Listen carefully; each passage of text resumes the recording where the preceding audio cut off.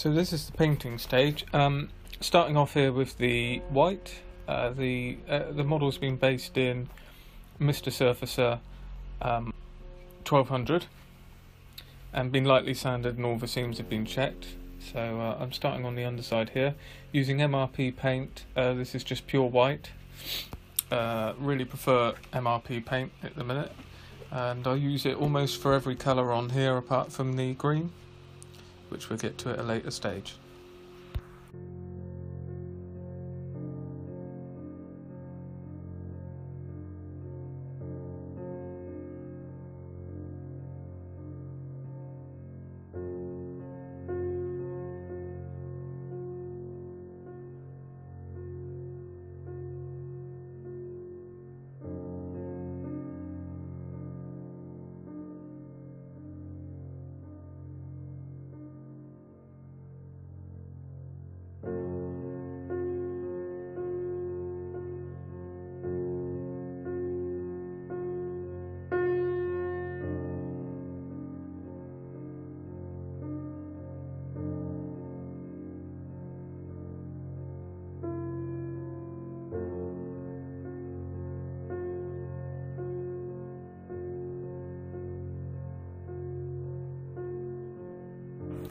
I've masked up the white now.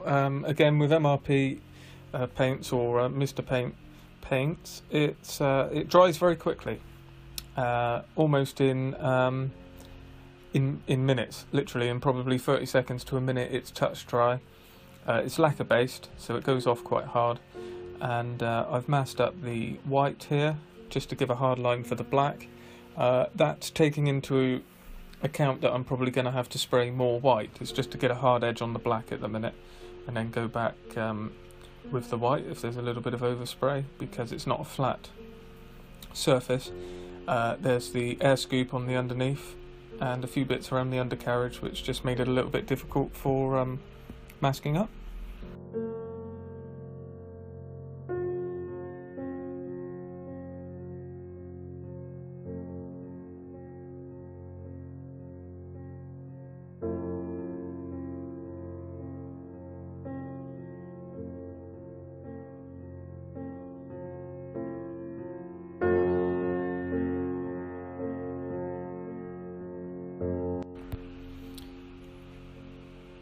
Unmasking here and just checking the bleed, like I said before.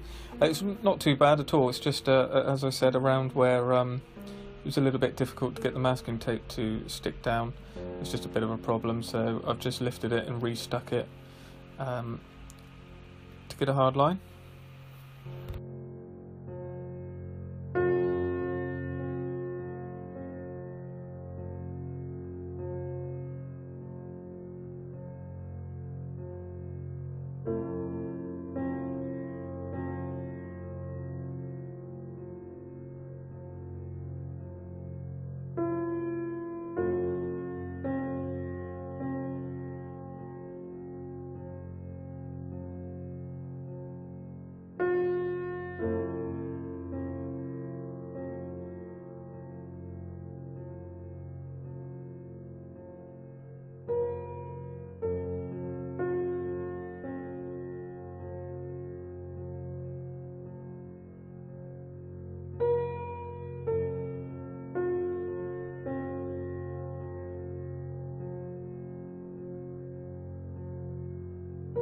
With the early scheme for the underneath finished with the black and white, turn the model over to begin on the top, and I start with a brown coat. It being 1/72, I haven't done pre-shading or anything. I just give it a whole coat of the dark earth from MRP, and then mask up and spray the green onto it, the dark green, which is the RAF camo. And I'll use blue tack and masking tape to give a sort of soft, hard edge.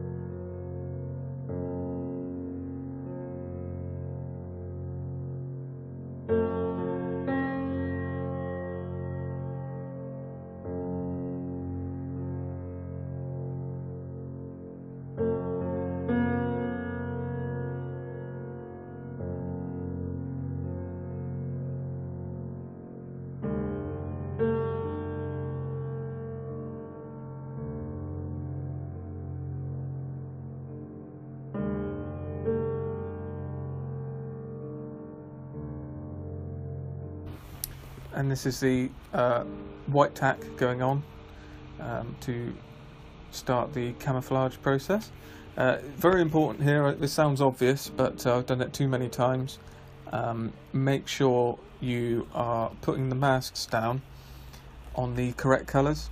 So it's very easy to lose track of which one you're doing, for instance. So here I'm trying to keep the brown, so you can find halfway through you end up masking as if you're keeping the green, which can look a bit strange when you peel it all off. So just keep checking your reference, which in this case is the back of the box, and should have no problems.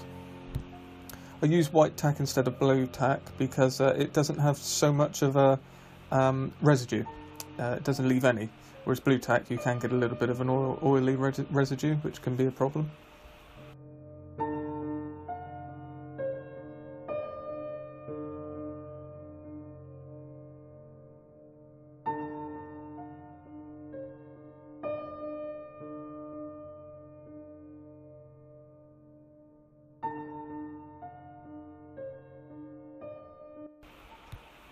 Once the white tack's down to give you the hard edges, this is the important bit now, making sure you put the masking tape over the correct side to leave your brown.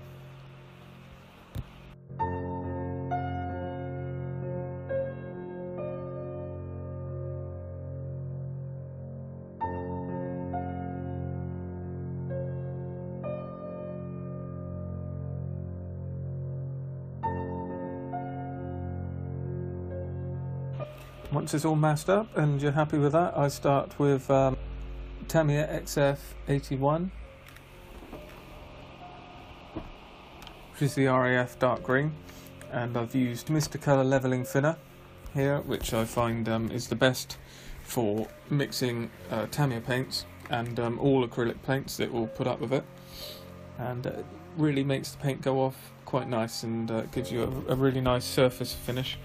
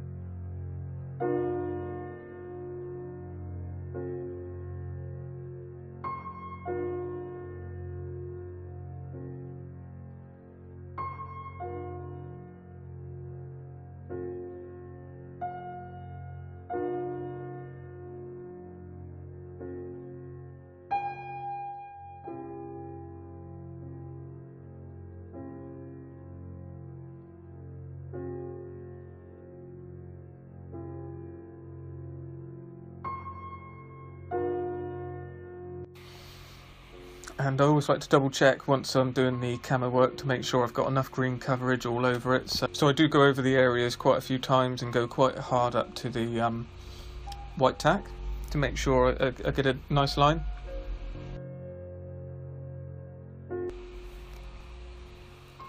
And then the fun bit is taking off all the masking, and hopefully it leaves quite a nice edge, which you're happy with. I do a bit of touch up here because some of the camo areas are a little bit misshapen. It's quite a specific camouflage scheme for the RAF aircraft, so I do cover it up a little bit and respray.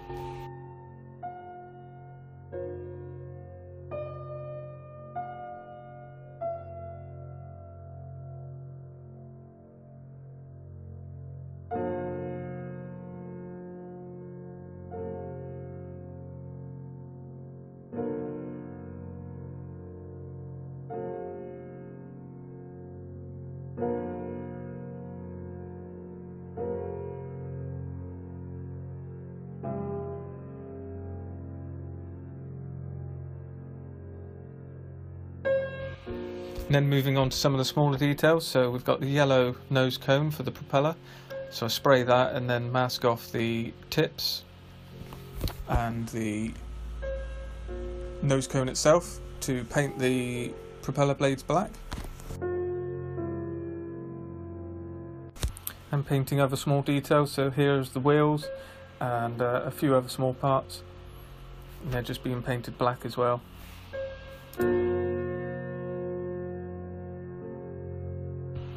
And once the paint's finished, I've fixed the propeller on and put a few more of the finishing touches on the actual model. And this is the point I realised I'd forgotten to do the landing lights on the wings, where I'd cut that out before. So you're not meant to do this in the painting stage. This is meant to be done whilst it's in plastic before you prime.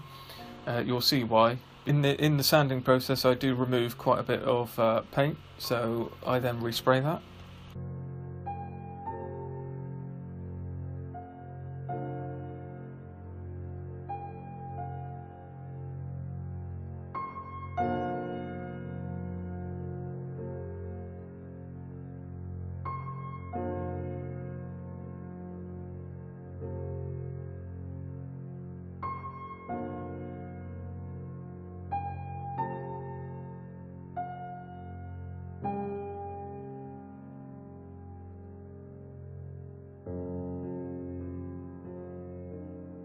I tried to mask up the canopy, but I had a little bit of problem with that, so I just went for the old school method of painting it by hand with acrylic paint and then scratching it off hard to the metal framework, and that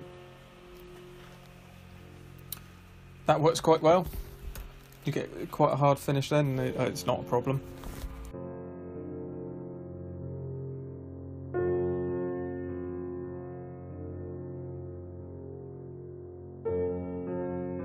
And now applying a gloss coat ready for decaling. This is the MRP Super Clear. Again, really nice. Use this because I know it goes off hard very quick, so no problems with getting straight onto the decaling.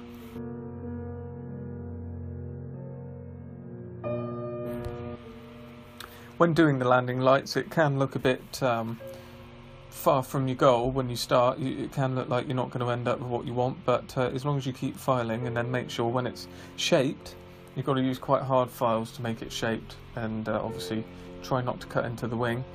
But once you've got it to the right shape, you start using the buffing cloth or sticks in this case, and it really does come quite clear. It's surprising how clear, so it's a really useful method, as long as you don't do it after you've painted. And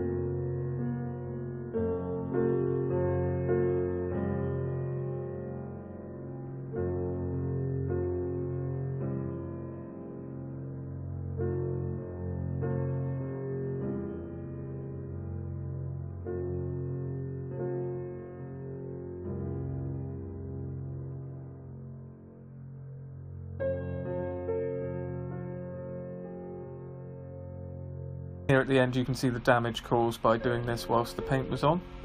So a good reason not to do that, but you can also see the clarity of the landing lights and how effective it can be. So it's a very useful thing to do. And that's it for the painting stage. The next stage is decaling and weathering with final reveal pictures at the end.